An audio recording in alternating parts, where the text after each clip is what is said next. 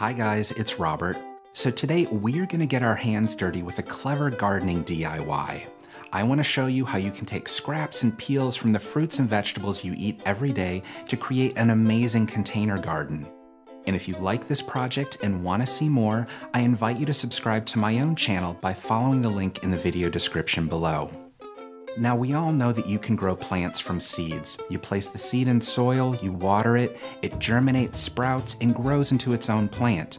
But not everyone is aware that you can also propagate plants through clippings. You see this often with herbs. If you were to take a clipping of basil or cilantro, place it in water, within a week it would begin to grow new roots and eventually could be transplanted into soil.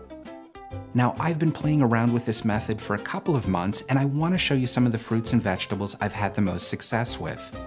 Now, I love a good salad, and I especially love butter lettuce. When I'm preparing it, if I cut it about an inch, inch and a half above the core base, I can then place that into a shallow dish of water.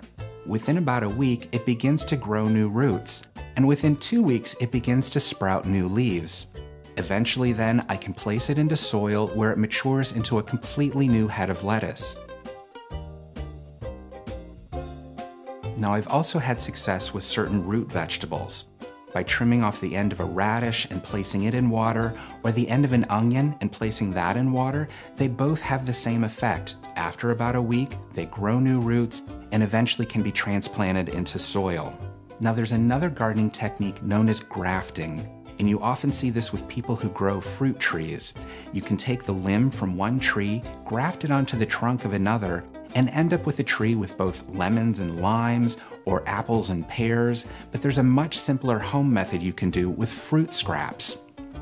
Now, when you peel a banana and get down to the end, we all know there's that black little nub at the bottom that no one wants to eat.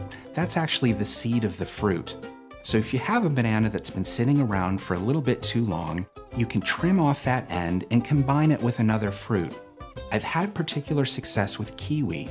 If you trim off the end of a kiwi, you see it's got that beautiful green flesh with the seeds all throughout it. If you take that piece of banana and the piece of kiwi, put them flesh sides together, you can then put it in a pot of soil, cover it by about an inch, and water it. It takes about a week for the healing process to occur, but then they begin to grow as one fruit. After about 2 weeks, it begins to sprout up above the surface of the dirt, growing just like a root vegetable. And then after about 3 weeks' time, it matures into a full fruit.